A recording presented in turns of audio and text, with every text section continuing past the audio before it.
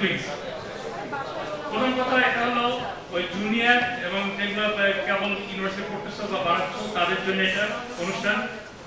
তোমরা যদি পিছে বসো you are not going to get it, so please come forward. যারা চেহারা দেখাতে আসছে আমার মতন, we will sit in the back, okay? So please তোমরা আসো, তো সামনে আসো, it has to be interactive. Okay, তোমরা যদি না শুনতে পারো, তোমরা যদি অ্যাটেনশন না দাও, so তাহলে this whole program is not worth it. Saif, I can ask you what this will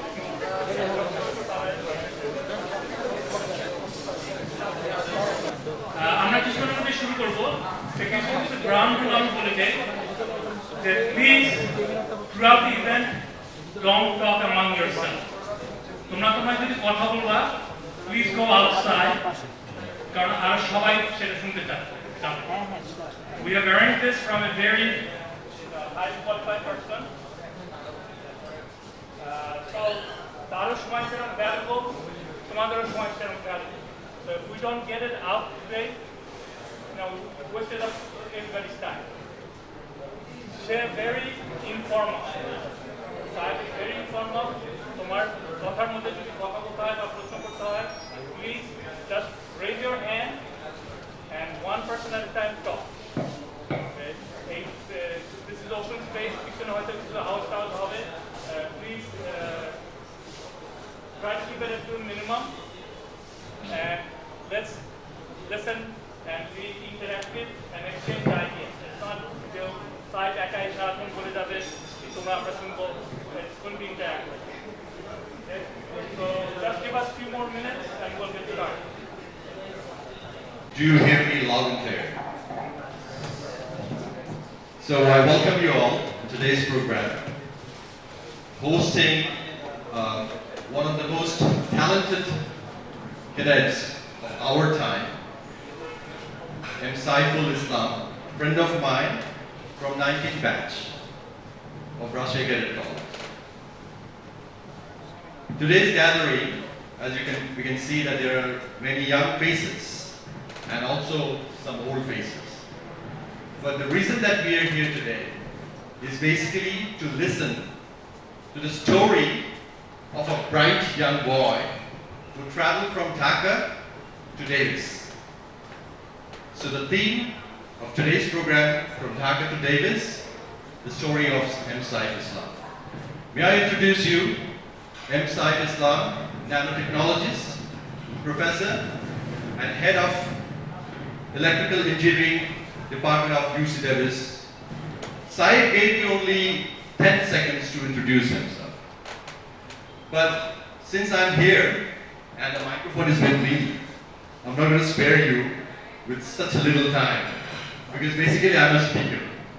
I'm a motivational speaker who speaks almost about 40 to 50 sessions in different medical colleges every year. So it's a bad habit of mine, whenever I get the microphone, unless somebody snatches it up from me, I don't want to give it. But Saif, rest assured, I'm not going to undermine your time, because it's your show. Before I start, I want to just give a little introduction. If you tell me that how do you introduce your parents? Anybody? Like I tell you, can you please introduce your mom? You'd say, yeah, that's my mom. Your dad? That's my dad. It's cool. So somebody that you know so up close, somebody who has got tremendous impact in your life, it's sometimes difficult to introduce him. Saif, for me, is a fellow friend. From class 7 till class 12, we were in the cadet college. We compete with each other with everything. Saif was also my contender to become the college prefect. But I don't know, I still don't know what it was a secret, that he somehow convinced our dean and principal, Colonel Nuruz Zaman, to become the college prefect and put me in the house prefect's position. We still fight about it. Saif never used to play basketball. He was tall, but not taller than me. But when he saw I was in the basketball team, he joined basketball as well. Wow! And I still remember that in one of the encounter between Khalid House and Tariq House, somehow my elbow dented his chin. And you will see Saif still have that mark here. And that's the mark that I tell you, this is your birthmark, my dear. So, before, bringing Saif once again, I want to tell you one more thing. For every person, there is two versions. One is textbook version. When you say, suppose you know about Saif, if you go to Google, you could know the Saif Islam is blah blah blah, he is a nanotechnologist, he is so and so. So you get to know somebody from the textbook, from the website, and you create a kind of thinking about him. For example, Dr. Muhammad Yunus, Professor Yunus, is a celebrated person. He is also the Nobel Prize winner. I heard a lot of things about him before I knew him personally. It so happened that when Dr. Yunus left the Grameen Bank, he has to vacate that premises. He approached me. His company, Grameen Bank's authority, approached me. They were looking for some places where Dr. Yunus could come and stay, because that time he didn't have his own flat. So in Mirpur, it's very nearby from here, you will see there is a Pizza Hut. So that building belongs to, it's my paternal property. So I was once managing that. So I was approached, and later we had a session with Dr. Yunus. So that was the first time that I get to know this, big person, a celebrity, somebody, a Nobel laureate, up close, one-to-one. And it was really an experience that whatever I have learned about him from the textbook, but that few minutes, and we had about around 30 minutes, discussion. And that was really life-changing for me. Because whatever he spoke to me in that few minutes, it had a huge impact on my life to see him up close, one-to-one. Like that, Saif, when you get to listen to him today, now, flesh and blood here in front of you, he will definitely give you a different reflection. A reflection that will will never get to know from the textbook, from whatever, things that is there in the website. So, I would say that especially our junior brothers, and there are many people, many youngsters from outside also I can see, who have registered here.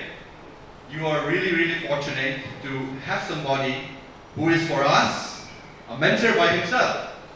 Saif was somebody from class 7 we used to look up to, because Saif was always ahead of time. I still remember during our time a new book was introduced, English for Today, and the entire syllabus was new. And there was no question bank. So what happened that we were told that we have to, any question can come from any part of the book. Saif memorized the entire book. And he still got the highest mark, record marks in SSC, which has never been broken by anybody else after that. A big round of applause for Saif. And with that applause, I call upon today's showman, M. Saif Islam from UC Davis.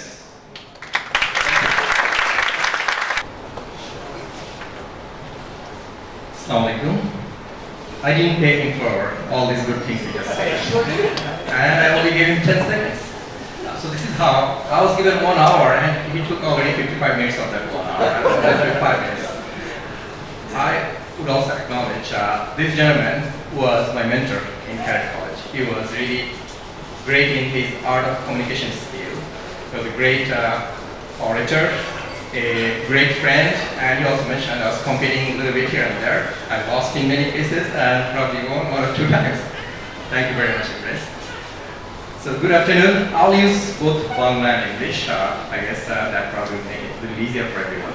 I would also like to mention that here in this room there are people who serve here nationally and internationally who, if they come to our campus, would probably receive a PhD degree easily. And I need to acknowledge those people, and we, ORCA, as an entity, is that rich. We are full of great talents, and Imrez, you made me feel like I'm the only person here. There are others, and those heavyweights are sitting here right in front of us, in between us, and this is why ORCA, as a vibrant entity, is well known in the country, also outside the country. My goal here today is to tell you my story. I was successful in few things, I failed miserably in other things, and I'd like to share what could help improving my situation and how you could maybe use my experience to avoid some of those mistakes I made. So this is mentoring and counseling session, and I'm really thankful to ORCA that they're doing it. During our time in 1988, when we graduated, there was nothing like this, and I still remember, although I graduated from Cadet College with two top positions in the country, I still occasionally felt like I'm lost. There was no one to offer me a hand and offer me some guidance. So mentors are Banglaয় পরামর্শদাতা or পথপ্রদর্শক. We all need that. You, as a teacher, could be a mentor. Prophets are mentors. Our parents are our mentors. কেন এটা গুরুত্বপূর্ণ? আমরা হয়তো শুনে সবাই স্বীকার করে নেব গুরুত্বপূর্ণ, বাট কেন গুরুত্বপূর্ণ, কিভাবে মেন্টরিং অফার করতে হবে আমাদের ইয়াং পিপলদের জন্য? আমরা কোন জিনিসগুলো মিস করেছি যেগুলো আমাদেরকে হয়তো সময় মতো ভুল করা থেকে দূরে রাখতে পারতো? মেন্টর হিসেবে আমাদের কি করা উচিত?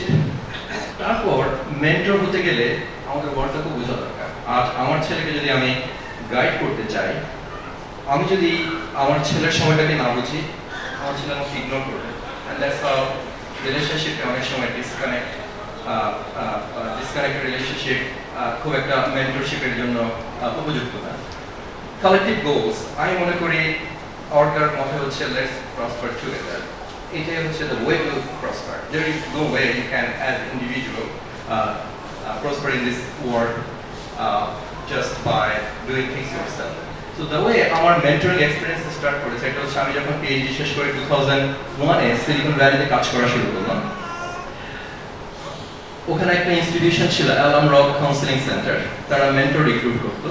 তারা কাদের জন্য করতো? সিলিকন ভ্যালি হচ্ছে full of Indian, non American, innovative people, and some Americans are there too.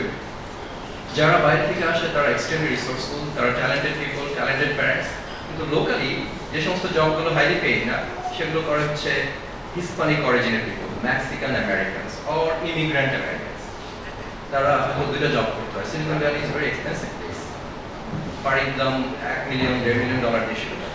So যারা ওখানে থাকে তাদের বাচ্চাদের জন্য নিজেদের জন্য টাইম নেই।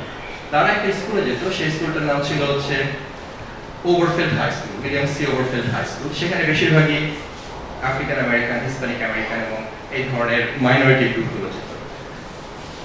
আমি গিয়ে একসময় এনরোল করলাম মেন্টর হিসেবে কাজ করার জন্য। আমাদের গোল কি? গোল হচ্ছে এই বাচ্চাগুলো যারা এক্স্যাক্টলি জানে না ওয়ার্ল্ডে কি হচ্ছে, তাদের ম্যাথ করার জন্য হেল্প নাই, তাদের স্কুল খারাপ হওয়ার কারণে তাদের স্কুলে ভালো টিচার পাওয়া যায় না, এবং কেউই স্কুল শেষ করে, হাই স্কুল শেষ করে কলেজে যাওয়ার জন্য খুব একটা বড়সড় প্ল্যান নিচ্ছে না, এবং এটা কোথায় হচ্ছে? সিলিকন ভ্যালির মাঝখানে। একজন বিলিয়নিয়ার কয়েক $1 million দিল যে এই স্কুলটাকে মেন্টরিং সিস্টেমের থ্রুতে উপরে তোলা যায় কিনা। সো সিলিকন ভ্যালিতে যারা রিটায়ার্ড পিপল, টেকনোলজিস্ট, অথবা যারা ইয়াং পিপল কিন্তু মেন্টর হিসেবে কাজ করতে চায়, তাদেরকে সবাইকে একসাথে করবো। গোল হচ্ছে এডুকেশনালি এদেরকে হেল্প করা, এদেরকে সোশ্যাল ওয়ার্ল্ডলি ব্যাপারে সাহায্য করা, এদেরকে হাত ধরে অনেক সময় ম্যাথ, ফিজিক্স শেখানো। আর কমিটমেন্ট হচ্ছে অন্তত 1 বছরের জন্য আমাদের কমিটমেন্ট করতে হবে, অন্তত 6 ঘন্টা করে আমাদের প্রত্যেক মাসে কাজ করতে হবে, ফেস টু ফেস অথবা ইমেল, স্কাইপে তাদের সাথে যোগাযোগ করতে হবে। আর হচ্ছে মান্থলি একটা রিপোর্ট লিখতে হবে। আমি যার সাথে কাজ করছি তার নাম ছিল মার্টিন। এটা হয়তো আমার বলা ঠিক না, কিন্তু মার্টিন আমার টাকাও চুরি করেছে। He is such a bad boy. কারণ তারা হচ্ছে ওই ধরনের ফ্যামিলির কাছাকাছি। আমি আমার টাকা চুরি করার ঘটনার পরে আমি আমার যে আরেক ফ্রেন্ড ছিল, যে আরেকটা মেয়েকে এরকম মেন্টর হিসেবে সাহায্য করতো, সে বলল যে তার ব্যাগ চুরি করেছে, কম্পিউটার চুরি করেছে। So this are this kind of people. Probably চিন্তা করা কঠিন যে সবচেয়ে ইনোভেটিভ প্লেসের মধ্যে এই ধরনের ঘটনা। মার্টিন আমার সাথে 1 বছর কাজ করার পর আমি এরপরে কি কন্টিনিউ করবো কি করবো না চিন্তা করছিলাম। তার মেন্টর কাউন্সিলিং ডিরেক্টরকে কল করে বললাম যে টাইম টু টাইম আমরা হয়তো কোথাও যাই একসাথে, তারপর সে জাস্ট ডিসঅ্যাপিয়ার করে, তারপর আবার চলে আসে। আমি দেখি যে আমার ওয়ালেটে টাকা নাই, এরকম হচ্ছিল। ওরা বললো যে বা তার গ্রেড ইমপ্রুভ হচ্ছে, ওভার টাইম সে ক্লাসে ইন্টারেস্ট দেখাচ্ছে।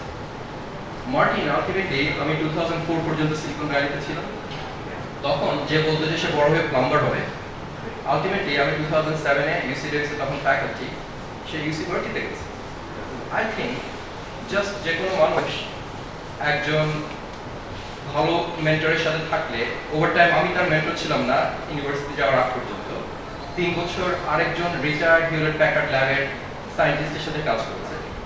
তার হঠাৎ করে মনে হচ্ছে সে প্লাম্বার ছাড়াও ডিফারেন্ট কিছু হতে পারে, এবং আলটিমেটলি এখন ইউনিভার্সিটি শেষ করে সে সিলিকন ভ্যালিতে কাজ করছে। হিউলেট প্যাকার্ডে যে ভদ্রলোক ছিলেন তাকে হিউলেট প্যাকার্ড সে সাহায্য করছে এইচপি ল্যাবসে।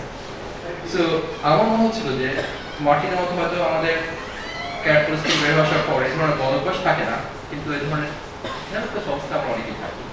আমি নিজে পার্সোনালি এক্সপিরিয়েন্স করেছি সেই ধরনের সিচুয়েশনকে।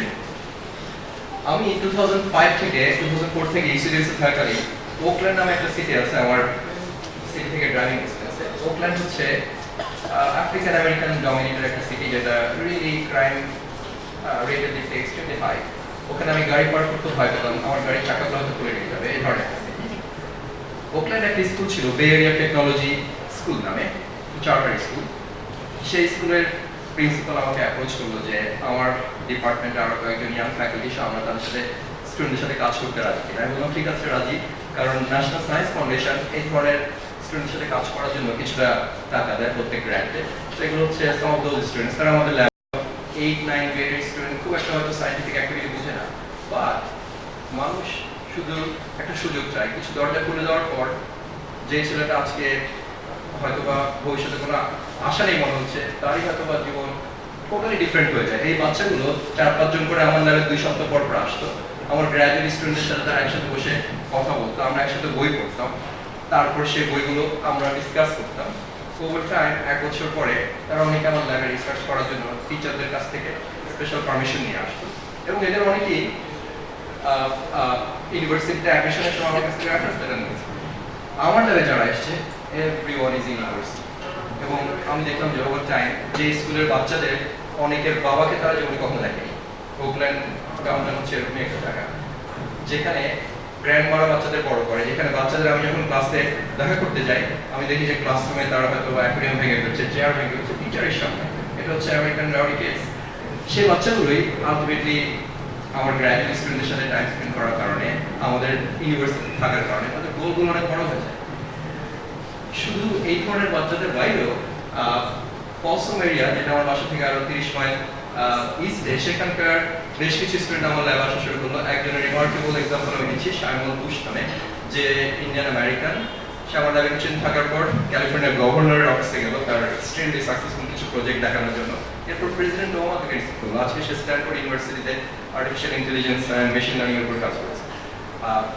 এটা আমি মনে করি স্কুলের স্টুডেন্ট যখন বড় স্বপ্ন দেখতে শিখে, ওই স্বপ্নটা তাদের কন্টিনিউয়াস ড্রাইভ করতে থাকে।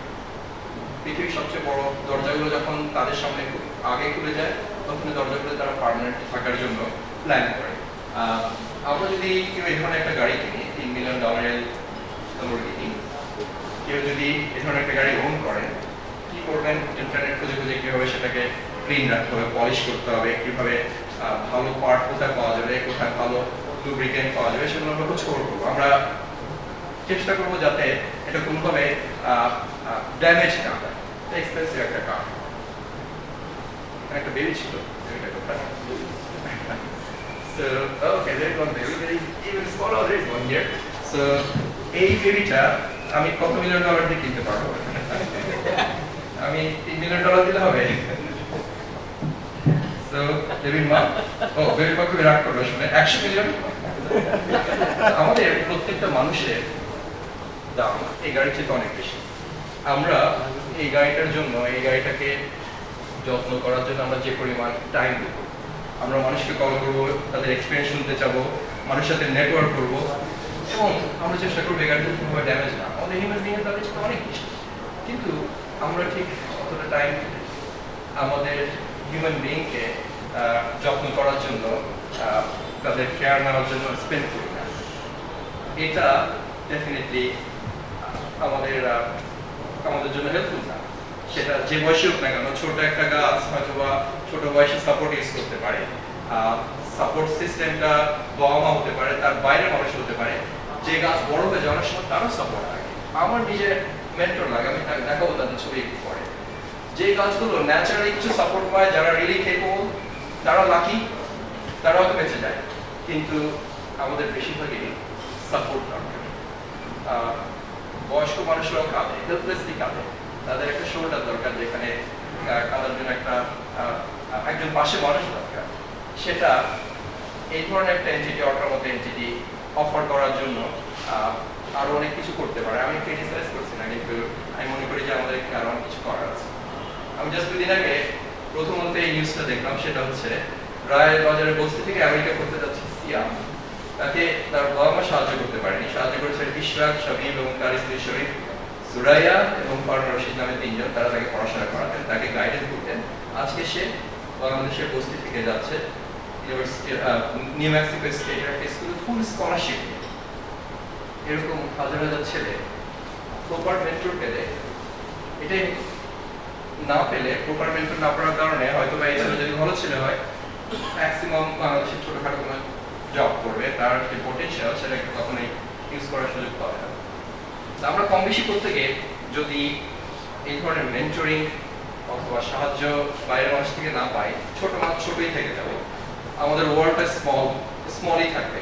কিন্তু কেউ যদি আমাদেরকে রিয়েলি স্বপ্ন দেখায়, আরো বড় ওয়ার্ল্ড দেখায়, এই একই মাছ, এটা হচ্ছে বাইন মাছ, ওটা বাইন মাছ, একই ফ্যামিলি, ওদের ডিএনএ সেম, কিন্তু সমুদ্রে বড় বড় জায়গায় জাম্প করতে পারে, দৌড়াদৌড়ি করতে পারে, এক মহাদেশ থেকে আরেক মহাদেশের সীমানায় চলে যেতে পারে, এবং সেটার কারণে মাছগুলো অনেক বড় হয়ে যায়। এই মাছটাকে আবার পুকুরে নিয়ে আসা হলে ছোট হয়ে যাবে। মাঝে মাঝে আমি ভাবি যে এই ধরনের একটা মাছ। সো আমার নিজের এক্সপিরিয়েন্স, যেহেতু এখন প্রায় আমি 15 বছর ধরে আমেরিকায় একটা ইউনিভার্সিটির টিচিং প্রফেশনে আছি, আমাকে ন্যাশনাল সায়েন্স ফাউন্ডেশন সহ গভর্নমেন্টের অনেক এন্টিটি বিভিন্ন ইউনিভার্সিটি কল করে যে তাদের মেন্টরিং প্রোগ্রামগুলো, তাদের এডুকেশনাল আউটরিচ প্রোগ্রামগুলো কেমন যাচ্ছে এভালুয়েট করার জন্য।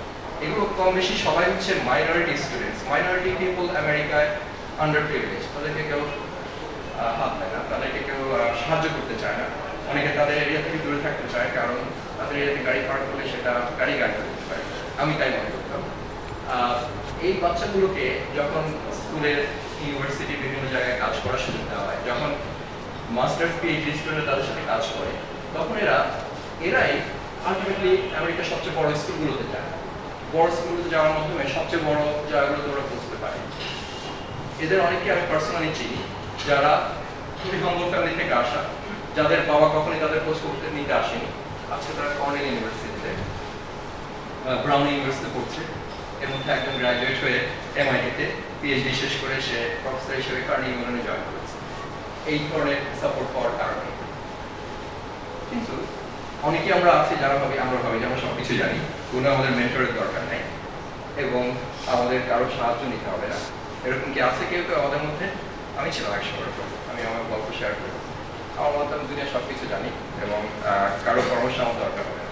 আমি এক স্টুডেন্টের গল্প বলি, আমি তার নামটা বলবো না, আমার ডিপার্টমেন্টের, যে পেয়েছিল হচ্ছে ইউনিভার্সিটির সবচেয়ে হাইয়েস্ট প্রেস্টিজিয়াস স্কলারশিপ, নাম হচ্ছে ইউসি ডেভিস ব্রিজেট স্কলারশিপ। তারপরে তোমার সবকিছু ফ্রি, তুমি টিউশন ফি পাচ্ছ, তোমার ডরমিটরি থাকা এবং সমস্ত অন্যান্য এক্সপেন্সগুলো কভার করছে, তার সাথে সাথে তোমাকে আবার $1000 দিচ্ছে অন্যান্য যা এডিশনাল খরচ হচ্ছে সেটার জন্য।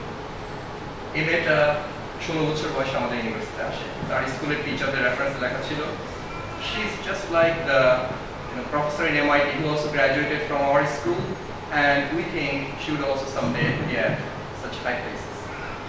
But একটা ডিফারেন্স ছিল সে MIT প্রফেসরের সাথে। এই মেয়েটা বলতে যে আমি সাহায্য, কারো কোনো সাহায্য দিতে হবে না। উইদিন 2 years তার একটা বাচ্চা হয়ে গেল, তার জিপিএ এত নিচে নেমে আসলো যে ডিসমিস হয়ে গেল, তার স্কলারশিপ ক্যান্সেল হয়ে গেল। তারপর 3 বছর পর সে ক্যাম্পাসে আবার এসছে। ওই সময় আমি একটা ক্লাসের মধ্যে আমার ক্লাসের মধ্যে সে এনরোল ছিল এবং ক্লাসের মধ্যে সে ছিল ওয়ার্স্ট স্টুডেন্ট। ইররেলেভেন্ট কোশ্চেন করতো, যে কোশ্চেন দিলে এই ক্লাসে করা ঠিক না, আরো 2-3টা কোর্স প্রিরিকুইজিট কোর্সের মধ্যে হয়তো ওগুলো কভার করা উচিত। একদিন আমি তাকে আমার অফিসার আসতে বললাম। তারপর সে বললো যে হচ্ছে তার গল্প, এক সময় সে এখানে স্টুডেন্ট ছিল এবং 3 বছরের গ্যাপ এবং এই মাঝখানে তার পার্সোনাল লাইফের টার্মোলের কারণে তার মেমোরি আর ঠিক মতো কাজ করে না, অনেকের যা হয় বাচ্চা হওয়ার পর মাঝে অনেক সময় অনেক কিছু ঠিক মতো মনে থাকে না, এবং সে হেল্প চাচ্ছে, রিকোয়েস্ট করছে, এবং সে ক্লিয়ারলি বললো 3 বছর আগে আমি সব কিছু জানি, but I really need your guidance, আমাকে কে যদি এক্সট্রা হেল্প করে আমি রিয়েলি খুশি হব, এবং আমি যদি আজকে 2.5 জিপিএ তুলতে পারি তাহলে ইন্টেল আমাকে ইন্টার্নশিপ দেবে। আলটিমেটলি পারসিস্টেন্স রিয়েলি হেল্প করে, যদিও তার কখনোই হাই জিপিএ হয়নি, যদিও সে হয়তো যাওয়া তার ওই লেভেলে কমপ্লিট করে যেতে পারবে না, she graduated and went to work for Intel. Right now আমরা আমাদের ইন্ডাস্ট্রি অ্যাফিলিয়েটেড মাঝে মাঝে ইনভাইট করে সে আসে। Right now she is a totally different person. একটা কথাই সে বলে, যদি কোনো মেন্টরিং ক্লাব অথবা কোথাও আমার কন্ট্রিবিউট করার সুযোগ থাকে, I am available every day, যে কোনো সময় আমি এসে জয়েন করতে পারবো, বিকজ শি ফিলস লাইক তার একসময় যখন হেল্প দরকার ছিল তখন সে হেল্প দেয়নি, যারা হেল্প চায় তারা যাতে হেল্প পায় সেজন্য সে কাজ করতে রাখে। এই মেয়েটা হতে পারতো এই ধরনের রিজেক্ট স্কলার্স, এখানে 3 জন আছে যারা গ্র্যাজুয়েট হয়েছে, ঠিক যেভাবে তারা আসে প্রথমে সেভাবেই আমরা তাদের স্পেশাল সম্মান দিই, আমাদের গ্র্যাজুয়েশনের সময় তাদেরকে আমরা স্পেশাল অ্যাওয়ার্ড দিই, কিন্তু কিছুটা হয়তো মেন্টরিং হেল্প থাকলে হয়তো কিছুটা তার দরজা খোলা থাকলে হয়তো বা সেই সমস্যা করতো না। আমি এই সুযোগে আমাদের ইউনিভার্সিটি অফ ক্যালিফোর্নিয়াকে ইন্ট্রোডিউস করবো, মেইনলি এই কানেকশনে কিছু কথা বলা। এটা হচ্ছে ওয়ার্ল্ডের সবচেয়ে বড় ইউনিভার্সিটি। ক্যালিফোর্নিয়া হয়তো আপনারা কম বেশি জানেন, আমেরিকার ওয়েস্টে একটা স্টেট। ক্যালিফোর্নিয়ার ইকোনমি হচ্ছে ওয়ার্ল্ডের 5th লার্জেস্ট, $2,700 বিলিয়ন জিডিপি। বাংলাদেশের সাথে কম্পেয়ার করলে বাংলাদেশ হচ্ছে $249 বিলিয়ন। তো এটা একটা big state with big economy, extremely rich, এবং এখানকার ইউনিভার্সিটি হচ্ছে ইউনিভার্সিটি অফ ক্যালিফোর্নিয়া, যেটা flagship university with really high investment in research and scholarship activities. 10 campuses, a total 225 students are there, 700 different majors or departments, 1.6 million আমাদের living alum member আছে, আর 21,200 faculty আছে আমার মধ্যে। এই ইউনিভার্সিটিতে প্রায় 5 জন ফিল্ড মেডেল পেয়েছে ম্যাথমেটিক্স, এটা হচ্ছে ম্যাথমেটিক্সের নোবেল প্রাইজ, 61 জন নোবেল প্রাইজ পেয়েছে অন্যান্য এরিয়াতে। প্রতি বছর প্রায় 1700 মতো এখানে প্যাটেন্ট ফাইল হয়, সেটা রিয়েলি স্ট্রং একটা ভাইব্রেন্ট এনভায়রনমেন্ট। আমাদের টোটাল বাজেট হচ্ছে $34 বিলিয়ন, 10টা ক্যাম্পাস মিলে। আমার ক্যাম্পাসের বাজেট হচ্ছে $4.9 বিলিয়ন। এগুলো সব গুগল থেকে নেওয়া data, and you can check. বাংলাদেশের সাথে যে বাজেটের সাথে কম্পেয়ার করলে $62 বিলিয়ন হচ্ছে আমাদের দেশের বাজেট। সো এটা রিয়েলি হিউজ অপারেশন। এই ক্যাম্পাসে যখন আমরা কাউকে রিক্রুট করি, আমাদের যে ক্রাইটেরিয়া থ্রুতে যেতে হয় সেটা ব্রিফলি এটা হচ্ছে, you really have to be good. So these are some of our faculty, actually all our faculty in the department. I'm serving as the chair, Professor Khalid Abdul Ghaffar, vice chair, Josh Hayat, another vice chair. Now, last year, আমরা এই 4 জন faculty recruit করেছি, and I'm going to tell you, these 4 people are really outstanding. William Putnam, MIT graduate, Marina, Stanford graduate, William Young, Berkeley graduate, Human Humayun, UC Irvine graduate. এই 4 জনকে recruit করার পর ক্যাম্পাসের chancellor আমাকে first message পাঠালো যে এই 4 জনের জন্য did I find mentors for them. These are top-notch people in the world. তারা টপ স্কুলের গ্রাজুয়েটস, মোস্ট ইন্টেলিজেন্ট পিপল। আমি একজনকে তোমাদের সাথে ইন্ট্রোডিউস করতে পারি, সে কেমন জানেন, যে PhD in applied physics and BS in physics and computer science, double major. And before coming to UCLA, she was affiliated with Stanford, Hewlett Packard, Lawrence Berkeley National Lab, Oxford University, Australian Academy of Science, Polish Academy of Science, and a number of other names. She was declared 30 under 30 up and coming cases by Scientific American 2012. It basically says Scientific American 30 জন মানুষকে select করেছে যাদের বয়স 30 এর নিচে, and she is one of those. So, এবং তার যখনই সে গুগলে ইউটিউবে কোনো ভিডিও পোস্ট করে, within days 20,000 people 90 countries থেকে সেগুলোকে দেয়। She is outstanding. আমাকে চ্যান্সেলর বললো যে within first week I need to make sure they are mentors, and আমাকে এটাও বললো যে এমন মেন্টর খুঁজে বের করো যারা persuade করবে rather than forcing or making it hard and making it harsh situation for them. So তাদের জন্য এমন মেন্টর দরকার যারা তাদেরকে মোটিভেট করবে to flourish as scientists at University of California. So আমি 4 জন প্রফেসরকে খুঁজে বের করলাম, প্রফেসর বেনিউ, প্রফেসর তিনজন কাছে professor John Owens and Andre Kunesen. আমি প্রত্যেকের সাথে আমি হচ্ছে second person as mentor for each of this team. এরা কি করবে? আমি যখন জয়েন করি 2004-এ এই মেন্টরিং সাপোর্টটা ছিল না। ফার্স্ট ইয়ারে আমি জয়েন করার পর আমাকে ইউনিভার্সিটি বললো যে 2 ইয়ার্সের জন্য তারা আমাকে স্টুডেন্ট সাপোর্টের কিছু টাকা দিবে, and then subsequently it's my job to find money for. আমি 19টা প্রপোজাল লিখেছি বিভিন্ন এনটিটিতে, একটা ফান্ডেড হয়নি। This is a huge blow to your ego and moral, right? কেউ তোমার আইডিয়াও লাইক করছে না, ফান্ডও করছে না। আমেরিকাতে প্রফেসররা প্রপোজাল লিখে টাকা নিয়ে আসে এবং সেটা দিয়ে গ্র্যাজুয়েট স্টুডেন্ট রিক্রুট করে। সো আমি আমার পিএইচডি অ্যাডভাইজারকে কল করলাম, কি করবো? উনি বললেন যে তুমি কি যে সমস্ত মানুষগুলোর প্রোগ্রাম ম্যানেজ করে সায়েন্টিফিক এজেন্সিগুলোতে, সেগুলো থেকে তুমি তাদের সাথে দেখা করতে গেছো? এটা হচ্ছে সেপ্টেম্বর 11-এর পরের ঘটনা। সেপ্টেম্বর 11-এর পরে প্রায় 3-4 বছর চলে গেছে। আমাদের মুসলিমদের কিছুটা সাইকোলজিক্যালি আমরা সবসময় এক ধরনের প্রেশারে থাকতাম যে প্রোগ্রাম ম্যানেজার আমাকে ঠিক এক্স্যাক্টলি কীভাবে নেবে। আমি পার্সোনালি কাউকে চেনার আগে তার সাথে অ্যাপয়েন্টমেন্ট নেওয়ার ব্যাপারটা নিয়ে একটু হেজিটেন্ট ছিলাম। আমাকে আমার প্রফেসর জিজ্ঞেস করলো যে আমি কয়েকজনের সাথে দেখা করেছি। আমি বললাম কয়েকজনের সাথে দেখা করেছি, কিন্তু কেউ অতটা ইন্টারেস্ট দেখায়নি, কিন্তু যারা কি পিপল তারা আমাকে অ্যাপয়েন্টমেন্ট দিচ্ছে। এবং এদের অনেকেই হয়তোবা আমার নামটা পছন্দ করেনি, অথবা মনে করেনি যে আমার মাথায় কোনো ভালো আইডিয়া থাকতে পারে, অথবা আমাকে জানেও না। টিপিক্যালি যেটা সবচেয়ে বেশি ক্ষেত্রে হয়, আমার প্রফেসর একজনের সাথে আমাকে ফোনে কন্ট্যাক্ট করে দিল যে তুমি এর সাথে দেখা করো। উনি একজন American very well known scientist ছিলেন, প্রায় $130 মিলিয়ন প্রোগ্রাম ম্যানেজ করতেন ডিপার্টমেন্ট অফ ডিফেন্সে। আমি তার সাথে কল করে একদিন অ্যাপয়েন্টমেন্ট পেলাম। শুক্রবারে কল করে উনি আমাকে বললেন যে মঙ্গলবারে সকাল 8:15-তে তার সাথে আমার 15 মিনিটের অ্যাপয়েন্টমেন্ট দেখা করতে আমি পারি যদি চাই। এত কম সময়ে টিকিট কিনলে অনেক সময় তোমার $1200-1500 দিয়ে টিকিট কিনতে হয়। আমি কিনলাম, হোটেল বুক করে আমি সোমবারে গিয়ে ওখানে মঙ্গলবার মিটিংয়ের জন্য রেডি হচ্ছি। মঙ্গলবারের সকালে মিটিংয়ে যাওয়ার আগে আমি হোটেলে ইমেল পেলাম যে আমার মিটিং ক্যান্সেল, কারণ তার একটা পার্সোনাল সিচুয়েশনের কারণে সে আমাকে অ্যাপয়েন্টমেন্ট দিতে পারছে না। আমি আমার প্রফেসরকে কল করলাম যে কী করি। উনি বলেন যে just tell him you are available any time this week, and তোমার রিস্কেডিউল করো তোমার টিকিট যদি সম্ভব হয়। ওইটাই করলাম আমি। আমাকে আবার থার্সডেতে স্কেডিউল অ্যাপয়েন্টমেন্ট দিল, এবং থার্সডে সকালে আমি যখন অফিসে গেলাম দেখা করতে, the program manager got stuck in elevator, so and our meeting got cancelled. Now এই কারণে এটা বলছি, এই প্রোগ্রাম ম্যানেজারের সাথে মিটিং করাটা প্রপোজাল পাঠানোর আগে ইম্পর্টেন্ট একটা কন্ডিশন, যেটা আমার জানা ছিল। একটা ফেসলেস প্রপোজাল, যারা আমাকে চিনে না,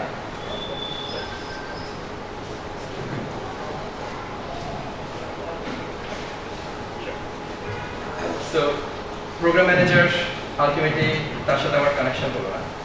আমার মনে হচ্ছিল যে এই সবগুলোই কোইন্সিডেন্স না, হয়তো প্রোগ্রাম ম্যানেজার কাছে, বাট আমার পিএইচডি অ্যাডভাইজার এক্সট্রিমলি ইনফ্লুয়েন্সিয়াল। তার কথাতে হয়তো আমাকে অ্যাপয়েন্টমেন্ট দেওয়ার ভান করছে।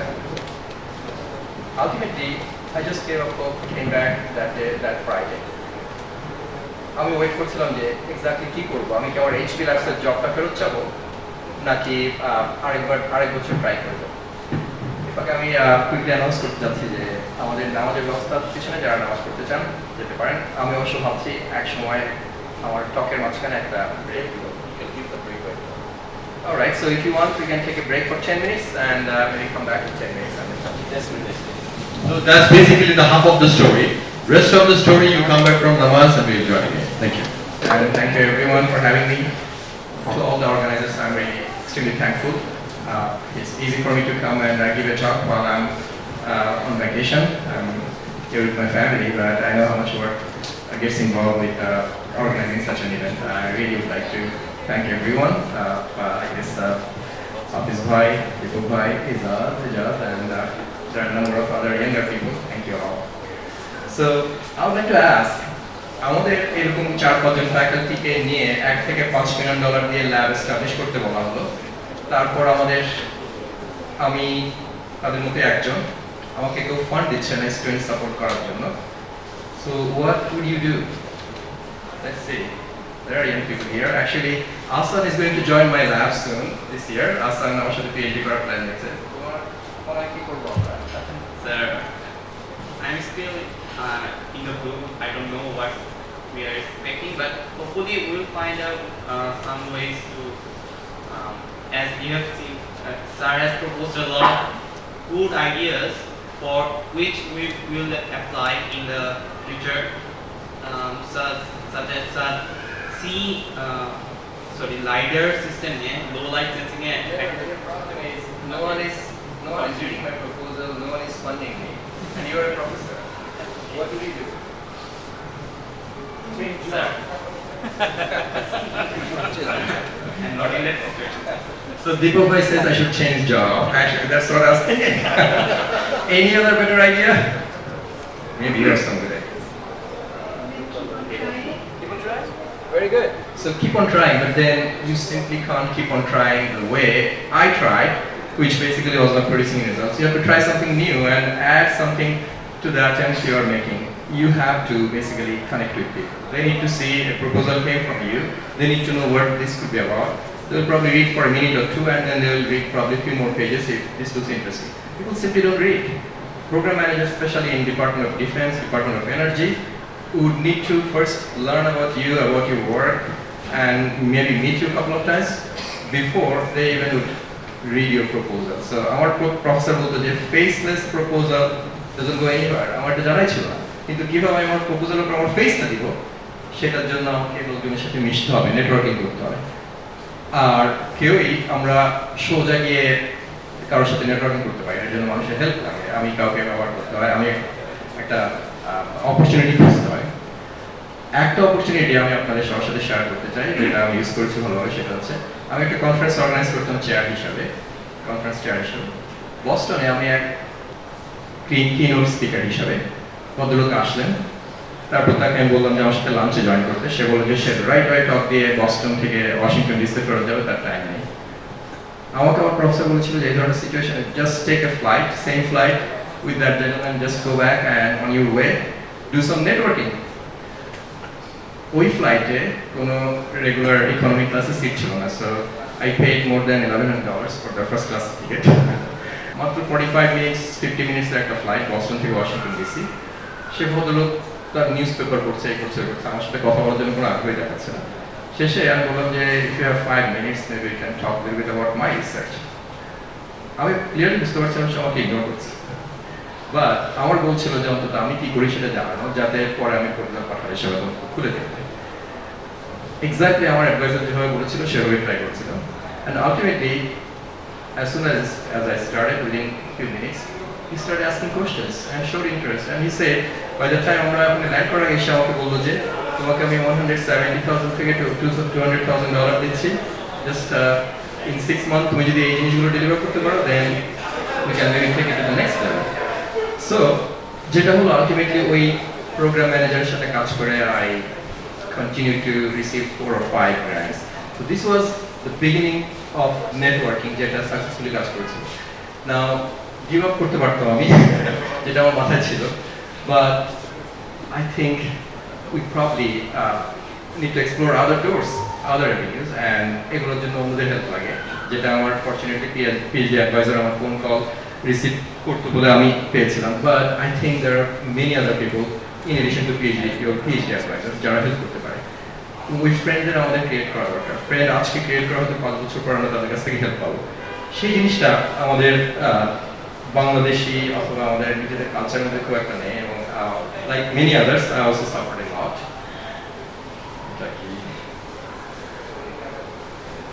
সো একটা জিনিস এই মেন্টররা তাদের মেন্টিদের ইয়াং ফ্যাকাল্টিদের বলে, সেটা হচ্ছে success is not really a straight line, it's full of all these curvatures up and down, and এটা হচ্ছে নিয়ম।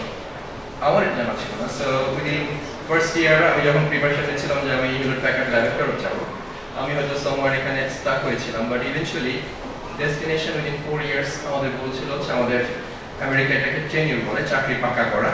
সেই চাকরি পাকা করা যাতে আমাদের সহজ হয়ে যায়, and that happened within 4 years. So I'll not go into the details, but I hope there will be an opportunity for me to interact with the mentoring team in ORCA. and maybe share some of the experience I had. So there are a couple of documents I give to the mentors, what they should do with the mentee, what they should not do. They should meet every month, they should report to me every quarter, and they should basically tell us whether this faculty who received a couple of $1 million to establish his or her research is really on the right track or not. Because কেউ যদি ultimately tenure না পায়, it's a huge loss for the state. এটা public money, এটা আমাদের নিজেদের departmental university মানি, এবং এই লসটা $4-5 মিলিয়ন আমরা ইনভেস্ট না করলেও তাদের একজন রিক্রুট করার জন্য যে পরিমাণ কাজ করতে হয় সেটা ক্যালকুলেশন রিলেটেড বিগ লস, এবং এটার জন্য আমরা ডেফিনেটলি এই ধরনের মেন্টরিং হেল্প আলটিমেটলি আমাদেরকে এই প্রত্যেকটা ফ্যাকাল্টিকে লাইফ লং ইউনিভার্সিটি রাখার জন্য হেল্প করে। But they are simply not going to remain as a regular faculty. These people eventually become leaders in the country. They solve problems. They become internationally renowned scientists, and they take the challenges that new society's new problems যেগুলো আমরা face করি সেগুলোকে তারা ultimately address করে। So this is done. All right. So now let me share my experience when I also say I know everything. আমি সব কিছু জানি, আমার কোনো মেন্টরের দরকার নেই, আমি কারো হেল্প নিতে হবে না। এটা হচ্ছে আমি যখন ক্যাট কলেজ থেকে বের হচ্ছি 1988 সালে। আমি ঢাকা কলেজে 3 মাসের জন্য ছাত্র হিসেবে ছিলাম। তারপর টার্কি একটা স্কলারশিপ নিয়ে আমি যাওয়ার আগে টার্কিশ এমবেসি থেকে আমাকে বললো যে, মোস্ট প্রবাবলি ভদ্রলোকের নাম ছিল কবির, সে বললো যে তোমার জন্য ইউনিভার্সিটির দরজা মানুষ অপেক্ষা করছে, স্কলারশিপ হচ্ছে $250, কোনো সমস্যা হবে না, টার্গেটে সব কিছু really very nicely well oiled machine ধরনের একটা ইমপ্রেশন দিল। আমি মনে হলো যে ওকে, সিচুয়েশন যদি তাই হয়ে থাকে তাহলে তো আমার কারো হেল্প নিতে হবে না, আমি কোনো কারো কাছ থেকে এডিশনাল অ্যাডভাইস নেওয়া, কারো কাছ থেকে কোনো রকমের সাহায্য নেওয়া, এই ব্যাপারটা আমার মাথায় আসেনি। আমার ঘর থেকে যখন এই ব্যাপারগুলো নিয়ে কিছু কেউ বলতো, আমি বলতাম যে আমি সব কিছু জানি, I have all the information, I can take care of myself. যেটা আলটিমেটলি হলো, টার্কিতে আমি যাওয়ার পর দেখি যে আমার স্কলারশিপের টোটাল অ্যামাউন্ট $22, কারণ টার্কিতে সিরিয়াস রকম ইনফ্লেশন ছিল তখন। আমি গিয়ে দেখি যে টার্কির গেট আমার জন্য কেউ ওয়েট করছে না ইউনিভার্সিটিতে, আর আমি একটা শুক্রবার রাত্রে গিয়ে পৌঁছে দেখি যে সেটা সেপ্টেম্বরের শেষের দিকে একটা সন্ধ্যায়, খুবই ঠান্ডা, আমার যে কি কাপড় নিয়ে যেতে হবে সেটাও জানা ছিল না, এমবেসির গাইডেন্সটা রিয়েলি ভালো ছিল না তখন।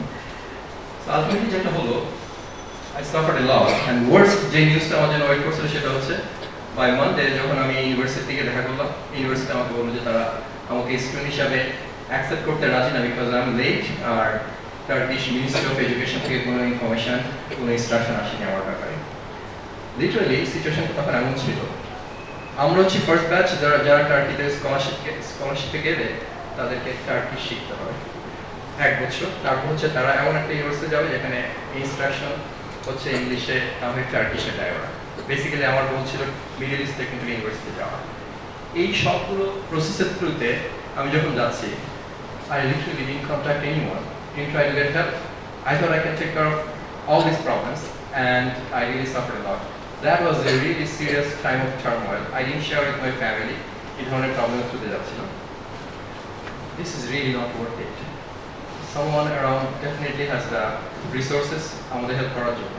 আমরা জাস্ট বলা উচিত লাইফের অ্যাকশন আমরা সাফার করি, এবং অন্য সময় আমরা যারা সাফার করছি তাদেরকে হেল্প করি। আমাদের তখন অনেক কিছুই অতটা অর্গানাইজ ছিল না এখন যেরকম অর্গানাইজড অর্কা। সো যদিও টার্কিতে অর্কা মেম্বার অনেকে ছিল তখন, হয়তো সামার ভ্যাকেশনের কারণে অনেকেই স্থিতিতে ছিল না, বা কারোর সাথে যোগাযোগ হয়নি, এমবিসির লোকজনের সাহায্য খুব একটা ভালো ছিল না। সো আলটিমেটলি 1 বছর পরে আমি যখন টার্কিশ শিখতে হলো, আমি আমার ইউনিভার্সিটি ঢুকতে পারলাম না। 1 বছর পরে যখন আমি ফেরত যাই, লিটারালি তারা আমাকে বললো যে আমার ইউনিভার্সিটি যেটা আমি যাচ্ছি সেটা দিবে না। পরে আমি এই স্টোরির বাকি অংশটুকু শেয়ার করবো আপনাদের সাথে। বাট আমি মনে করি যে যদি আমি ঠিক এই মেয়েটার মতো অ্যারোগেন্ট ছিলাম না, বা এই মেয়েটার মতোই আমি ইনফরমেশন কালেক্ট করার ব্যাপারে অতটা আগ্রহী ছিলাম না, and you suffer when you have such an attitude. Last রিউনিয়নে আমি শুনলাম যে এই ধরনের একটা ফোরাম হবে যেখানে angel investor, career development, higher studies and health and wellbeings related discussion হবে। আমাদের একটা টাইমও ফিক্স করা ছিল, কিন্তু এক্স্যাক্টলি এটার উপরে খুব একটা মনে হয় গুরুত্ব দেওয়া হয়নি। আলটিমেটলি আমরা যখন মাঠে সব একসাথে হলাম যে জায়গাটাতে হওয়ার কথা সেখানে কেউ আসে। আমি মনে করি অর্কার মধ্যে এই ব্যাপারগুলোতে খুব একটা এখন গুরুত্ব দেওয়া হচ্ছে। এটা আমার 1988 থেকে 1999 পর্যন্ত 1 বছর ঢাকায় থাকার সময় আমার মনে হতো আমি সবচেয়ে বুদ্ধিমান, বাট আমি মনে করি ওই সময়টাতে আমাদের অনেকেই একটু সাহায্য ব্যবহার করতে পারতো। অর্কার মেন্টরিং হেল্প, কারো সাপোর্ট, সেটা এখনো যদি আমরা অর্গানাইজ ভাবে না করি 2019 সালে আমার মনে হয় আমাদের অনেকেই হয়তো বা they may fall to the cracks, and that's not really good. Most talented people, তাদের আরো অনেক হায়ার লেভেলের সার্ভিস অ্যান্ড আউটপুট দেওয়ার ক্যাপাবিলিটি আছে। এই ধরনের ছোটখাটো ব্যাপার আমাদের স্টাক হয়ে যাওয়াটা রিয়েলি আনফরচুনেট। আমার নিজের মেন্টরদের সাথে তোমাদের পরিচয় করে দিই। Professor Jonathan heritage and Professor Jerry Woodall, তারা হচ্ছে আমার scientific mentor. As human being, I don't really ask them about so many things, but about scientific activities. Professor Jerry Woodall was nominated 4 times for Nobel Prize. Professor Jonathan Hayden just became National Academy of Engineering member. This is actually a big deal. Only a small number of people are National Academy of Engineering members. So he was in his lab 25 years ago, and he is in his lab still now. There is a little change, the hair color, and this is how he became a National Academy member. He's actually the same person. And there are less than 1,000 National Academy members. So I chose these people, and you know what I do? Whenever they're around, whether I'm busy or not, if they have 3 minutes for me, I have time for them. And I ask them questions. I ask them how they did this and that. Professor Jonathan Hayden patent was so successful. We used to receive $6+ million every year in our department, and he would also make another $6 million himself. So he's very successful as a scientist. He came from Bell Labs and subsequently worked for our university before retiring recently. We also have mentors for the whole department. This is called the Board of Advisors. And they are really, really tough people. They ask tough questions. They give deadlines to respond to those questions. এদের সবাই হচ্ছে মোরলেস আমাদের আলোচনা। এর মধ্যে একজন হচ্ছেন অচ্যুত ভাই, বাংলাদেশি একটা কোম্পানির সিইও। বাকিরা মোরলেস আমাদের সবাই আমাদের ডিপার্টমেন্টের গ্র্যাজুয়েট। এই ভদ্রলোক হচ্ছেন UC Berkeley electrical and computer engineering এর ডিপার্টমেন্ট চেয়ার। বাবা তাহিরি হচ্ছে আমাদের বোর্ড চেয়ার। তারা আমাদের কন্টিনিউয়াস জিজ্ঞেস করে যে আমরা 21st সেঞ্চুরির জন্য রেডি। তারা বলে ওয়ার্ল্ডে যদি রিলি একশো মাত্র 5টা ইউনিভার্সিটি থাকে, লিটারালি এই ধরনের কথাবার্তা হচ্ছে, ওয়ার্ল্ডে মাত্র 5টা ইউনিভার্সিটি থাকবে। আই হোপ ওই 5টার মধ্যে সবগুলোই বাংলাদেশি হবে। কিন্তু 5টা ইউনিভার্সিটি যদি থাকে এবং বাকিগুলো যদি সবগুলো উঠে যায়, আমার ভয় আছে যে আমাদের ইউনিভার্সিটি কি সেগুলোর মধ্যে একটা হবে কিনা, যেগুলো থাকবে না আমার চাকরিতে থাকবে কিনা। অ্যান্ড দে আর ওয়ারিড যে তাদের ইউনিভার্সিটি যেখান থেকে তারা গ্র্যাজুয়েট হলো সেটা এক্সিস্ট করবে কিনা, যেভাবে online education really effectively deliver করছে ইউনিভার্সিটিগুলো। So these are our strong mentors. They come to our faculty meeting and they're invited all the time. So some of them would be in our faculty meeting, would be asking questions, and we have to really give the answer. There is no you can hide from these people. And then we have mentors who are actually mentor of this board. They are successful. You see Silicon Valley veterans. This lady Margie Roshan graduated from our department, started a number of companies. Now she comes to serve as mentors for undergraduate students and also mentor of the board. We have Francis Lee. He started Synaptics. Touchpad, যখনই কেউ তোমরা computer touch করো তোমরা তাকে pay করো। He has the patent and the technology and IP and very successful, extremely knowledgeable at this age, super sharp. Diane Brandt, আমাদের ডিপার্টমেন্টে graduate হয়ে Intel Action প্রেসিডেন্ট ছিল, right now Google Cloud এর chief operating officer, super tough.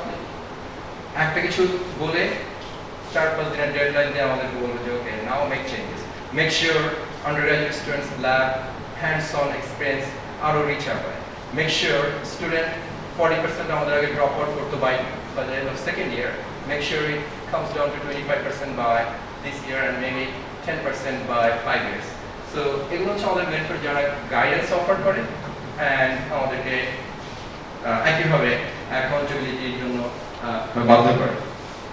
কনিচান Hasnain এই ডিগ্রিতে graduate হয়েছে, সে হচ্ছে optical society of আমেরিকার প্রেসিডেন্ট, ভেরি ডিসটিংগুইশড অ্যালুমনাই। তার হাজব্যান্ড একজন বাংলাদেশি এবং আমাদের ডিপার্টমেন্টে ফ্রিকুয়েন্টলি আসা যাওয়া করে। They are not really paid. This is their job because they think they have attained some level of success and now this is time for them to give back. So একটা জিনিস এই সবগুলো mentor সবসময় ensure করে সেটা হচ্ছে তারা আমাদেরকে ফোর্স করে, পারসুয়েট করে। They make sure we understand why this important and তারা আলটিমেটলি আমাদেরকে বলে যে এটা আমরা যখনই অ্যাকসেপ্ট করি যে this is important and this should be done, we do it right away, we put all our energy and resources to make it happen. Board আমাকে কয়েকটা ইনস্ট্রাকশন দিল যেগুলো আমি সবার সাথে শেয়ার করতে চাই। As a leader of the department তারা বলল যে